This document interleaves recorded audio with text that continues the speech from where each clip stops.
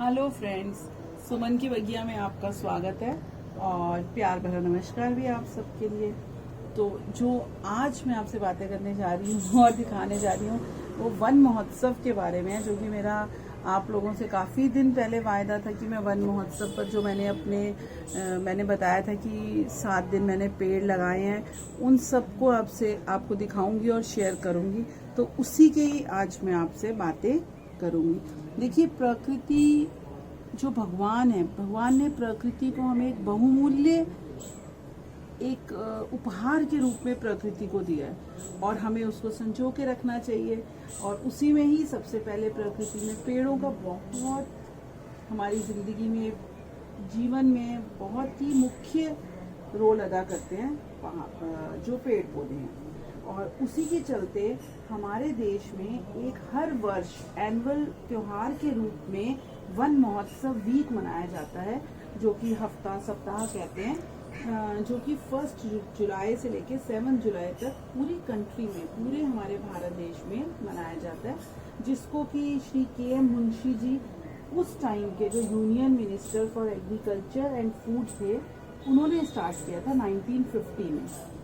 और उन्होंने ये किस लिए स्टार्ट किया था, अगर हम इसकी बात करते हैं तो इसीलिए स्टार्ट किया था कि लोगों में अवेयरनेस, जागरूकता कहते हैं जिसको, कि उसको फॉरेस्ट की, पेड़ पौधों के बारे में उनकी जागरूकता को बढ़ाने के लिए कैसे हम और प्लांट लगा के और कंजर्वेशन कर सकते हैं और फॉरेस्ट की, और अपनी मदर अर्थ को तो सेव कर ही सकते हैं। तो ये रीज़न था वन महोत्सव त्योहार को मनाने का। और ये त्योहार मनाया कैसे जाता है, अगर हम इसकी बात करते हैं तो हमें ट्रीज़ लगाने चाहिए, सैपलिंग्स लगा के, जो कि अपने घरों में लगाएं, ऑफिसेज में, स्कूल्स में, कॉलेजेस में, पार्क्स में। और अवेयरनेस कैंपेन्स भी चला सकते हैं कि जिससे लोगों को भी पता चले कि हमें किस तरह से पेड़ पौधे लगाने हैं। और तो और सरकार इस हफ्ते में जो ये वीक चलता है, इस वीक के चलते बहुत ही राज्य की सरकारें भी, केंद्र सरकार भी सर्कुलेशन करती है, फ्री ट्रीज भी, प्लांट्स भी कई जगह पर बांटती है। तो हमें भी इसमें ज़रूर पार्टिसिपेट करना चाहिए, मुझे लगता है। और उसी के चलते ट्रीज भी लगाने चाहिए, और मैंने भी लगाए हैं, वही मैं आपसे शेयर करूँगी। ये भी कहना चाहूँगी कि क्यों हमें ये सब सेव करना चाहिए, क्योंकि जो पेड़ पौधे हैं वही तो हमारे लिए ऑल्टरनेटिव फ्यूल है, और हमें सारे फूड रिसोर्सेज इससे मिलते हैं।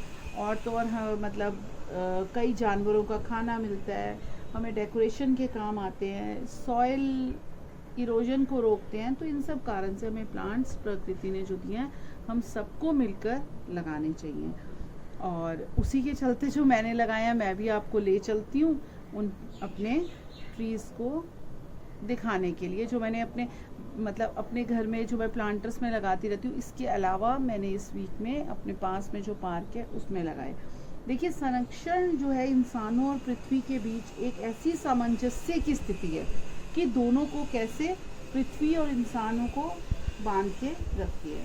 और मैं आपको चलने से पहले एक रिक्वेस्ट ज़रूर करना चाहूँगी, हमेशा की तरह कि जिसने सुमन की बगिया को सब्सक्राइब ना किया हो, प्लीज़ सब्सक्राइब करिए, लाइक भी कर दीजिएगा, अगर अच्छी लगे शेयर ज़रूर करिएगा अपने फैमिली और फ्रेंड्स के साथ। और लेकिन उसके साथ एक और बात कहूँगी कि प्लीज़, ये मेरी रिक्वेस्ट है कि धरती पर एक पेड़ अपलोड करके देखिए, धरती पर एक पेड़ तो अपलोड करके देखिए, बादलों के सैकड़ों झुंड आएंगे लाइक करने के लिए। तो इसी के साथ ही चलते हैं पार्क में।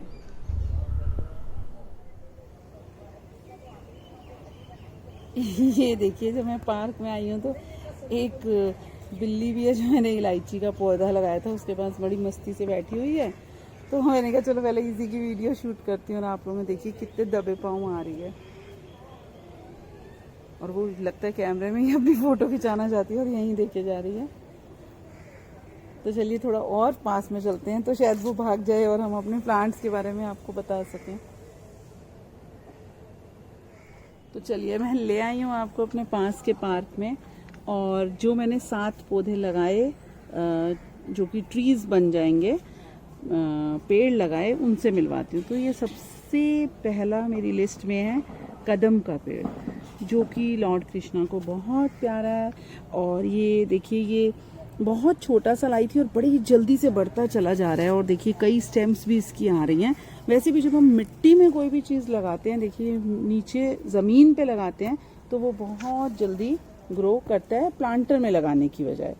तो बहुत अच्छे से जो है इसके जो फल भी होता है येलो कलर में आता है, बहुत बड़ा सा। बहुत इसकी बहुत अच्छी सी भगवान के साथ जुड़ी हुई एक कथा भी है। तो चलिए अब मैं आपको अपनी लिस्ट में सेकंड पौधे से मिलवाती हूँ, प्लांट से। ये जो मैंने लगाया 7 दिन में सेकंड लगाया, ये था इलायची का पौधा। देखिए अब ये मैं लेकर आई थी खरीद के। उसने बोला नर्सरी वाले ने कि ये इलायची का पौधा है, जब इस पे इलायची आएगी तो भी मैं शेयर करूँगी।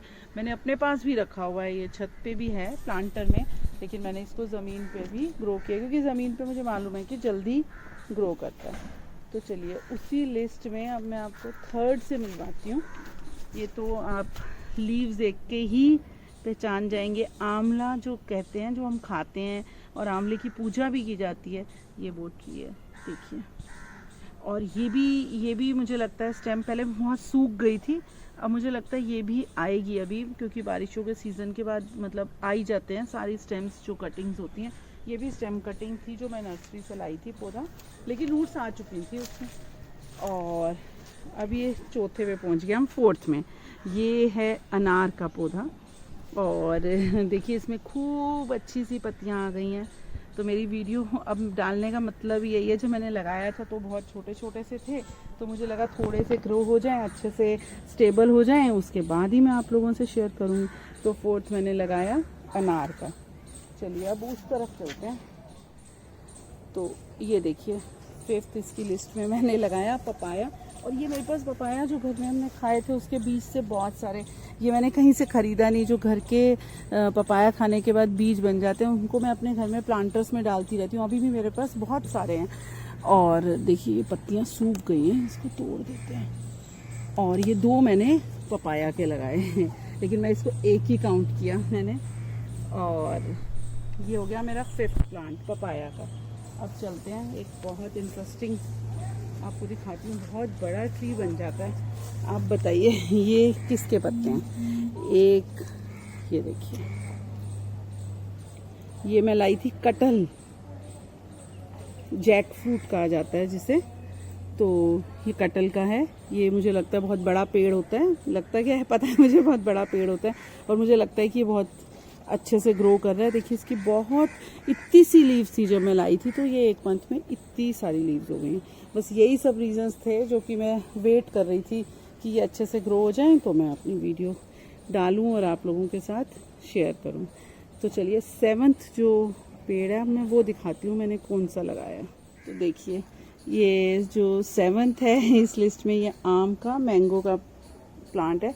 और ये जो मैंने मैंगो का प्लांट है मैंने ख़रीदा नहीं है कहीं से पौधा, ये मैंने अपने घर की ही लास्ट ईयर, पता नहीं शायद उससे भी लास्ट ईयर, अपने घर पे ही जो गुठली बचती है आम की उसको अपने प्लांटर में डाली थी। उससे छोटा पौधा हुआ, छोटा अब काफ़ी बड़ा हो गया था। तो मैंने इसको सोचा कि इसको ज़मीन पे लगाते हैं ताकि आम का पेड़ तो प्लांटर में, और वो भी बीज से तो नहीं चल पाएगा, अगर स्टेम कटिंग होती तो शायद चल भी जाता। तो काफ़ी बड़ा हो गया था, मैंने इसको भी 7th पौधा मेरा आम का प्लांट है जो कि मैंने ज़मीन पे लगाया। तो चलिए इसी के साथ ही आप लोगों से विदा लेती हूँ, फिर मिलूँगी, फिर बातें करेंगे। Okay bye.